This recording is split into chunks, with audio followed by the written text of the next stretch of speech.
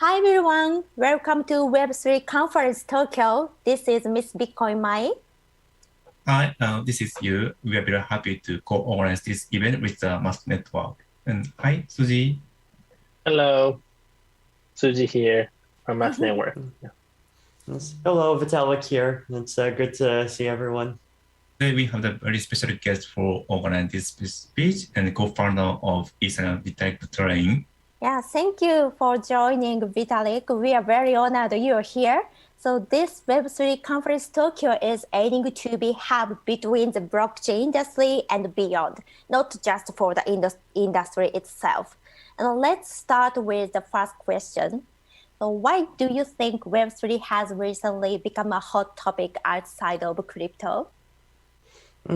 I think that the idea of using blockchains for applications outside of finance and for creating an alternative to the existing centralized internet applications is actually an idea that people in the space have had for a long time. So even for many years now, there have been projects trying to create decentralized social media, decentralized identity. Even the word Web3, Gavin Wood came up with that term back in, I think, either 2014 or 2015. So I think this dream of using blockchains and cryptography, not just for a new financial system, but for a new and more decentralized web, is something that people have had for a long time. I think that more people are getting interested now because the rise in price of cryptocurrencies and the attention on cryptocurrencies has made a lot of more people aware of blockchain technology. And there's a lot of people that even if they cannot get very excited about cryptocurrency, they think creating new speculative assets is not the best thing that we could be doing. They're still excited about many of these other applications and just the concept of decentralization that blockchains can bring. I think this year we saw the rise of NFTs. And NFTs, I think, are interesting because of how they brought many people into the crypto space who were very far from the crypto space before. So, for example, today, there are many famous musicians, famous rappers, celebrities, artists, many kinds of people who even on Twitter now, put .eth on their Twitter profile, and they actually buy the .eth domain name. So a lot of excitement from people who were very far from the kinds of people that would be in crypto 5 years ago. And I think Web3 is a very similar trend, right? There's a lot of people who really do see all of these problems with the centralized internet as it exists today. And they're looking to see if blockchains can be an alternative. Yeah, thank you. So regarding the NFT project, which kind of NFT you have most interest recently? And to me, the NFTs that interest me the most are NFTs that are not just NFTs.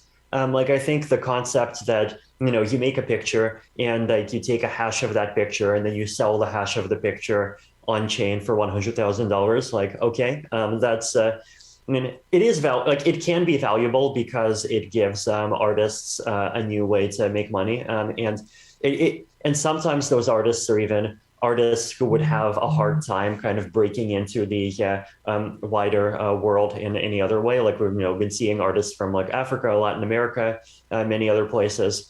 But there's still a limit to how much that can do, right? NFTs where those NFTs actually mean something else. I think ENS might even be the best example, right? Domain names in ENS are NFTs, and those domain names they're very useful, right? Because I have Vitalik.eth, and so if someone wants to send me even other NFTs or tokens or just anything, then like they don't need to know what my address is. They can just type in vitalik.eth and it works, right? Like you can make a piece, like even my blog, you can access it from vitalik.eth now. So like that's one example of an NFT being, I think, very useful. All of the people doing experiments around like games where you have like NFTs actually be game items, I think is something that's very interesting too. NFTs that have like some kind of purpose inside of some other application. So, for example, CityDAO, this is a project in Wyoming that is trying to build a new city that would be governed on chain. They have this concept of a citizen NFT. Like, so they don't have a coin, right? Like there's no, CityDAO coin that you can buy and like hope that it goes up by a factor of 10,000. There's just these citizen NFTs, and they like it's just a very different way of like starting and funding and governing a project that could actually avoid some of the problems we have been seeing with coin voting governance. So I look forward to seeing more kinds of NFTs like that, like NFTs that are not just like tokens to create tokens. They actually have some bigger meaning because they're part of some bigger application.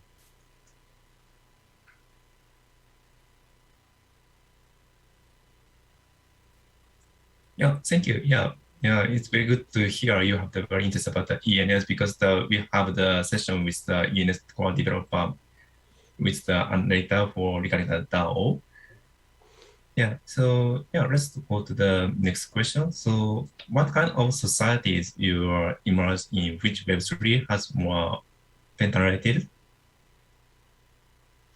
I think the kinds of like good things that Web3 can do for society is I think it can create one that is like both like more open, more inclusive, like more easy for people anywhere in the world to get in and start participating, and one where we have more things and more applications that are like actually controlled by their communities and by their users, instead of like small groups of founders and wealthy investors.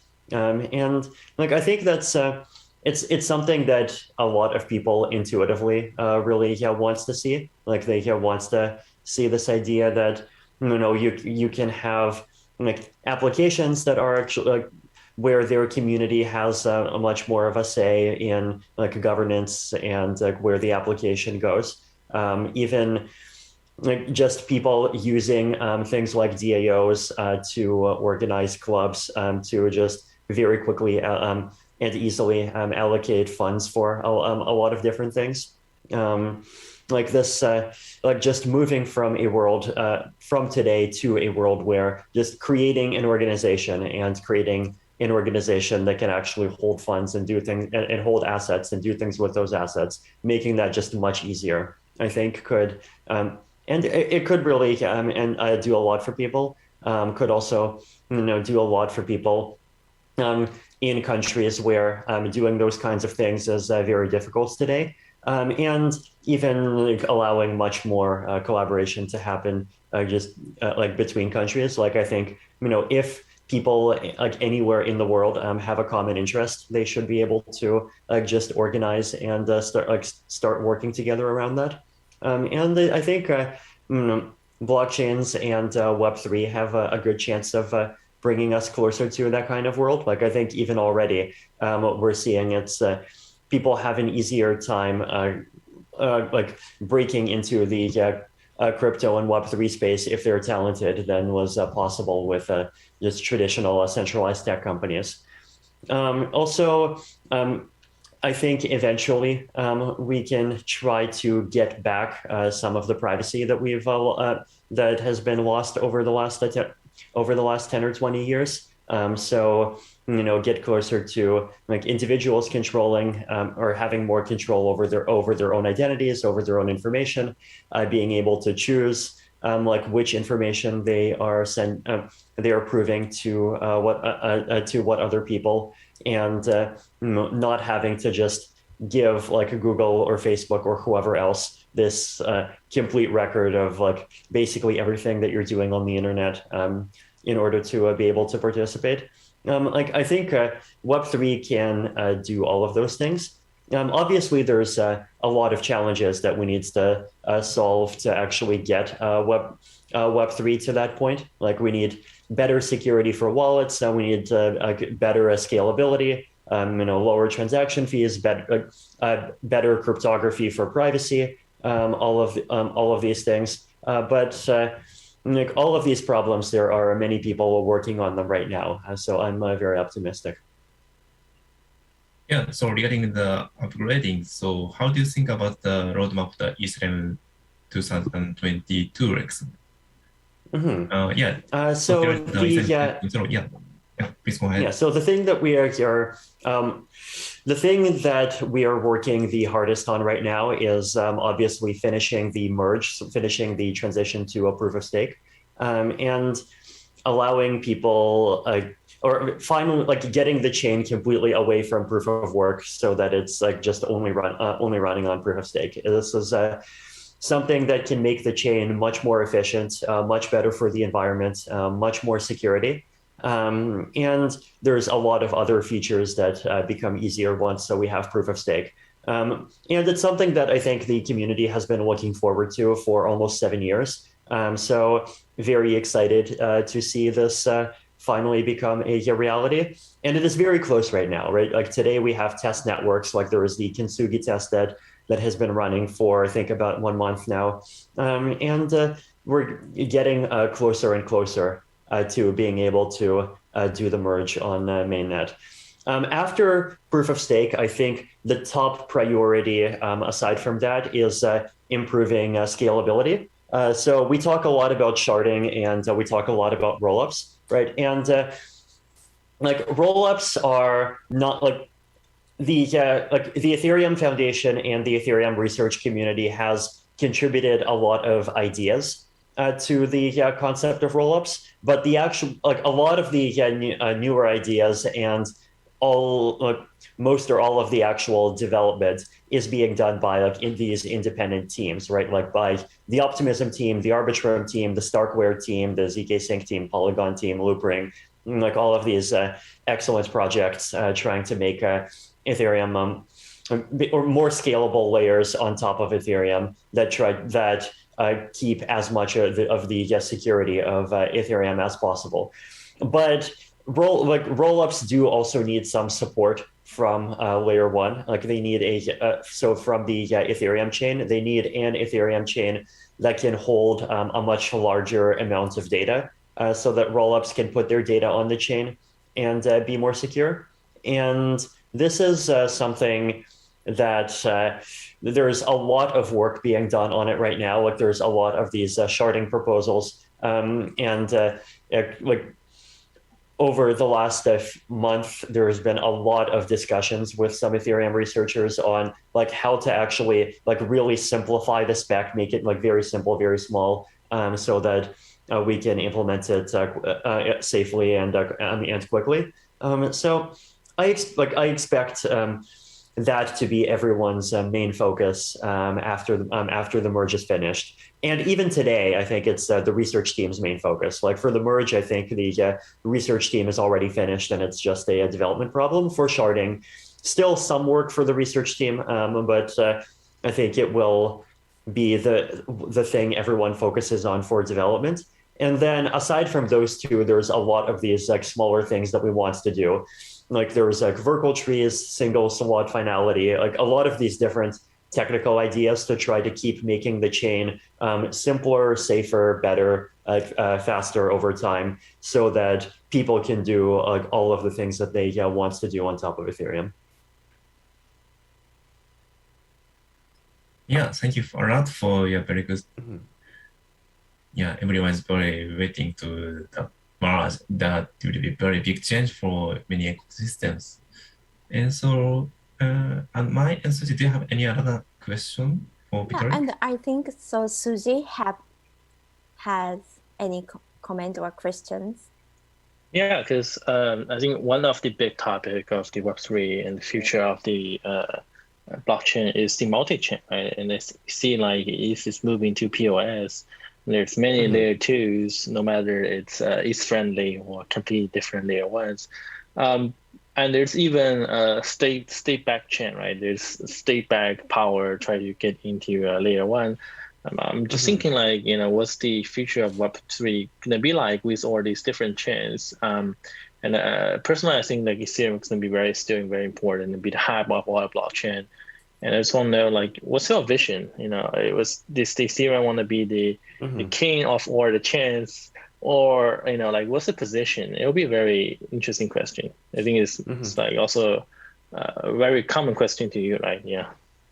Yeah, I mean, I think Ethereum is going to provide the security for like a lot of these layer two chains that are coming, like Starkware, Optimism, Arbitrum, all of these. They're still, they are like committing hashes and data to the Ethereum chain. They're still part of the Ethereum ecosystem, and there's a lot of assets and that are being issued on Ethereum.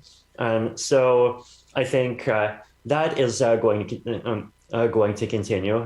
There are obviously more and more projects experimenting with different ideas outside the Ethereum, which I think it's good. I think it's good for the crypto ecosystem to be experimenting with like different ideas and different philosophies on how blockchains and blockchain ecosystems should work.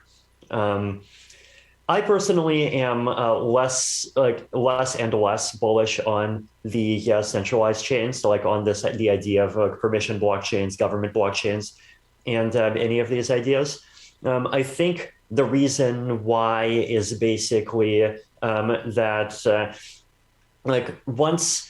if you build something around the idea that there is one single actor who is or even a few actors that can be trusted, it becomes more difficult to create any kind of community like aside from them, and people just realize that it's simpler to just trust that center more and more, and they end up turning into systems that are not very different from the centralized systems that exist today. Right. Like, I think, like, if you look at like DCEP in China, for example, like, I think at the beginning, I know that there were the People's Bank of China researchers that were looking a lot into blockchain technologies, like thinking, is this something they can use? But then the end product does not look very blockchainy, and like it does not look, very different from like WeChat Pay and other things that exist.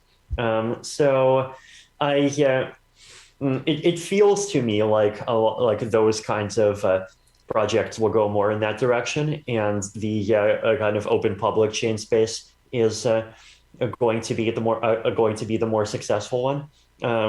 Basically, I do think that there are a lot of trends that are just kind of splitting things into two, and either a chain is like very decentralized and it gets a lot of benefits from being very decentralized, or it just embraces being a centralized system. But like there can be more than one decentralized system, right? Like I think, like Bitcoin, Ethereum, Solana, and some other ecosystems, like they have very different philosophies for how to do things. They have very different cultures. They have very different ideas about like what kinds of things should be developed. What are the best applications? And like there's a lot of value in just having the separate experiments. Yeah, thank you for the comment. Thank you. Yeah, because even in Japan, there's many non-public chain projects becoming more and more increasing. But at the same time, we think it's more important to keep on appearing and educating the value of the decentralization and the philosophy and these kind of things. And now it looks like you are mute. Yes. So, yes, that was amazing interview, and thank you everyone. And so, Suji, do you have any other comment or question?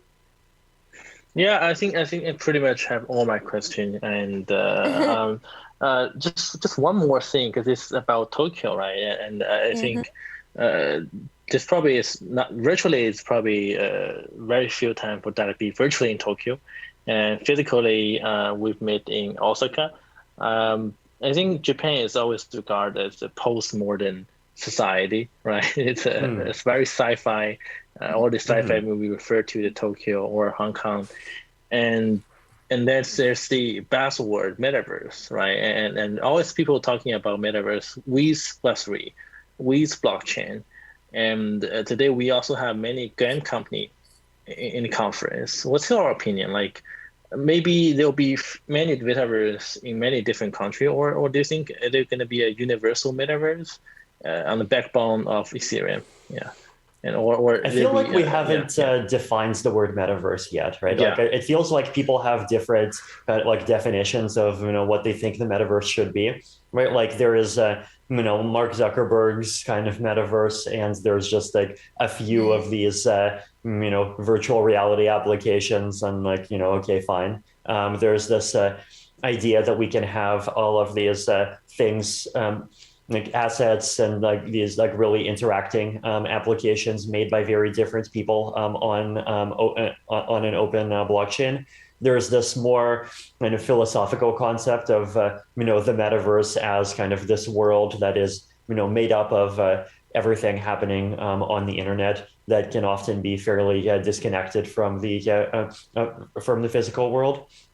So like it feels almost like metaverse is like more a philosophical term than a word for like one specific thing that everyone agrees on. So I think it will be interesting to see what kinds of metaverses people build. Like I think we're going to see many different kinds of them, and I mean I'm sure that like all of like projects that are in the crypto space and like game companies, they probably should even be talking to each other more. Just because like they're both creating these like very virtual worlds where they are designing the rules of the game, and I think like we are going to see a lot of things that are some combination of the two. I think it'll be interesting to see what comes out of this. Yeah. I don't have any question in comment today, and thanks for sharing your thoughts, Vitalik. Yeah, so thank you, Vitalik, today's interview. So your message makes this event a very good start. And yes, please give a message to the audience at the end of this session. I think thank you very much, and thanks to everyone for listening. Thanks to you for organizing this conference. I think there's a lot of great things are happening in the crypto and the Web3 space, and now is a great time to be building. There's when prices are going down, that's the best time to be building. And there's a lot of great things that I know that people are working on. I think everyone here still has an opportunity to be part of this, right? I think this is the next world that everyone's going to be living in, that we're building together, and that's an exciting opportunity. Thank you. Yeah, thank you, Vitalik. Thank you. Arigatou gozaimasu. Arigatou gozaimasu.